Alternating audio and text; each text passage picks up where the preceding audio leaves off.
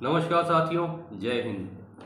8 से 9 अगस्त की आधी रात आरजिकर मेडिकल कॉलेज कोलकाता से जो चीख गूंजी, उसकी आवाज़ भले देश भर में सुनाई दे रही हो, लेकिन खुद आरजिकर मेडिकल कॉलेज में सन्नाटा पसरा हुआ है। कोई कुछ नहीं कहना चाहता। उस दिन के चश्मदीद भी कहते हैं उन्होंने कुछ नहीं देखा। आखिर वहाँ हुआ क्या था जिसको लेकर हर कोई इस कदर सहमा हुआ है कि कुछ भी मुंह खोलने को तैयार नहीं है। एक कहावत है कि सोते हुए आदमी को जगाना आसान है, लेकिन जो सोने का नाटक कर रहा हो उसे नहीं जगाया जा सकता। कुछ ऐसी ही स्थिति में जो पूर्व प्रचार वहाँ के हैं, जिनको हाल ही में सीबीआई ने अरेस्ट किया है, संदीप घोष, उनकी लगती है। वो इस कदर कॉन्फिडेंट हैं, इस कदर आत्मविश्वास से भरे हुए हैं, या फिर यूँ कहें कि एक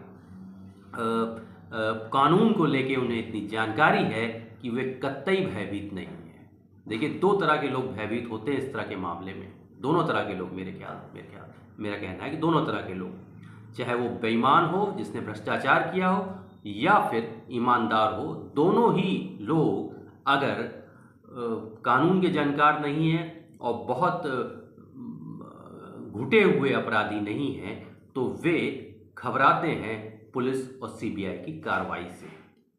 लेकिन यहाँ संदीप घोष की जो बॉडी लैंग्वेज कह रही है, जो उनकी चेहरे पे निश्चिंतता कह रही है, वो ये कह रही है कि वे कतई घबराए हुए नहीं हैं, और ना उन्हें मीडिया का भय है, ना सीबीआई, और ना ही किसी जांच का भय है।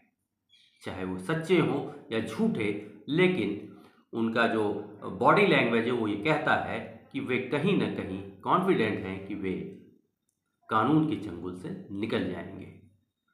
हालांकि उनके ऊपर गंभीर आरोप हैं, मानोंग बेचने जैसे, भ्रष्टाचार जैसे, खरीद फरोख्त में अनियमितताओं जैसे, और ये आरोप कोई सीबीआई ने अभी हाल ही में नहीं खोज के निकाले हैं, बल्कि इनके ऊपर पूर्व में इस तरह की जांचें चली हैं, पूर्व के अधिकारी उन पर आरोप लगाते रहे, और उस आधार पर सीबीआई ने इन्हें गिरफ्तार किया है, और अवश्य ही इस दौरान उनका डीएनए टेस्ट भी किया जाना है, और डीएनए टेस्ट से काफ़ी कुछ क्लियर होने की संभावना है, जिसे सीबीआई शायद अभी ना खुलासा कर रही हो, लेकिन जल्द ही सामने चीज़ें आएंगी। दूसरा जो आरोपी है, जो मुख्य आरोपी है, संजय राय, ये सभी जानते हैं, शराबी है और आशिक मिजाज किस्म का है, और गलत कृत्यों में वो इन्वॉल्व रहता है।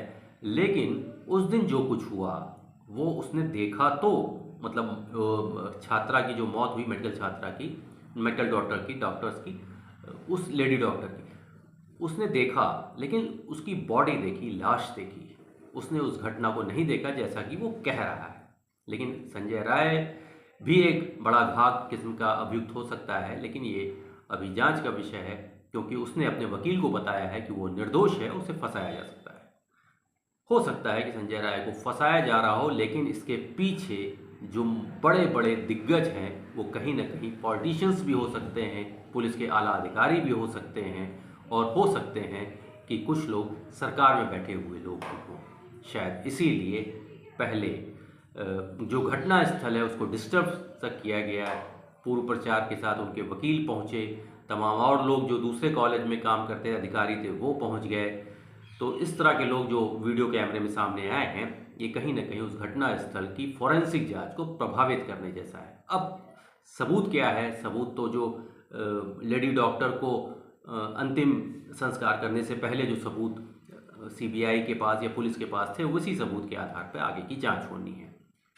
लेकिन सबसे बड़ा सवाल ये है कि मेडिकल कॉलेज के 3rd फ्लोर पे 2-2 वार्ड हैं जहां मरीजों की भर्ती होती है, जहां उन मरीजों के जुड़े तीमारदारों का आवाजाही रहती है, जहां उस डॉक्टर के अंडर में कुछ जूनियर डॉक्टर्स होते हैं, जहां पैरामेडिकल स्टाफ होता है, नर्सेज होती हैं।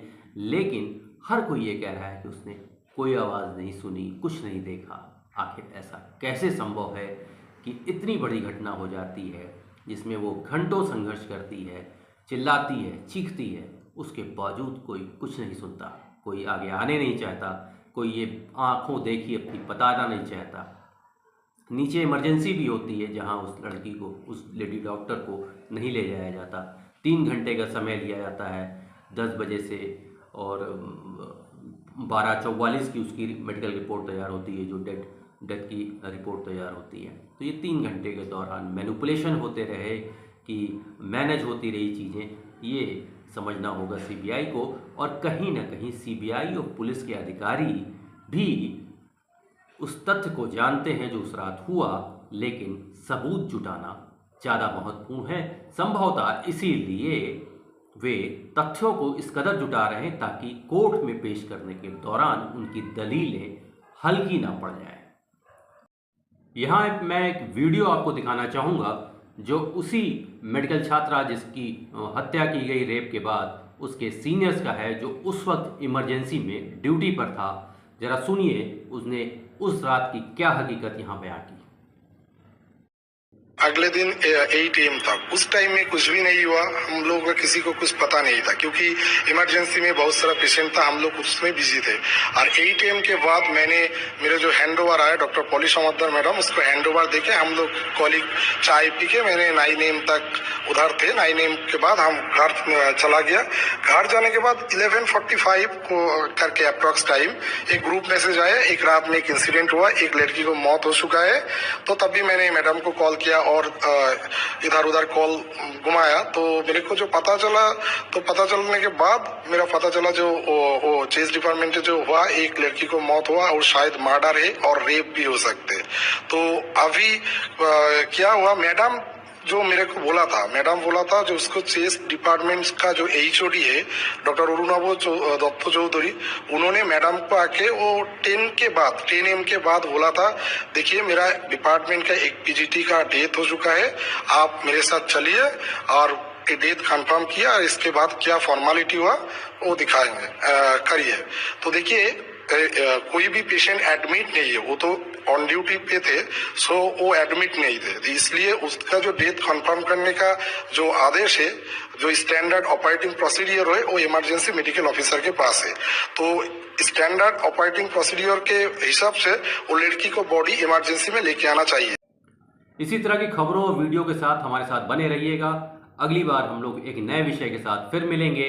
तब तक के लिए जय हिंद, नमस्कार।